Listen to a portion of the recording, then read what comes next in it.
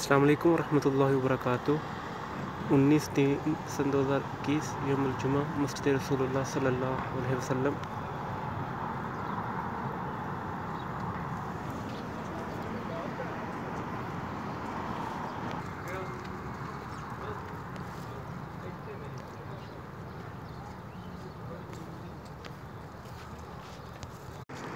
अस्सलाम वालेकुम रहमतुल्लाहि व बरकातुहू। कैसे हैं आप सब? उम्मीद करता हूँ खैरियत से होंगे। अल्लाह ताला आपको अपने हिफ्ज़-ओ-मान में रखे।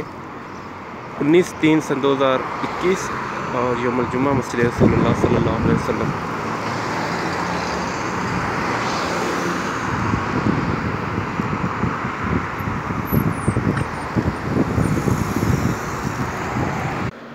अस्सलाम वालेकुम रहमतुल्लाहि व बरकातुहू। कैसे हैं आप सब? उम्मीद करता हूँ खैरियत से होंगे। अल्लाह ताला आपको अपने हिफ्ज़-ओ-मान में रखे। आज 19/3/2021 है और मस्जिद रसूलुल्लाह सल्लल्लाहु अलैहि वसल्लम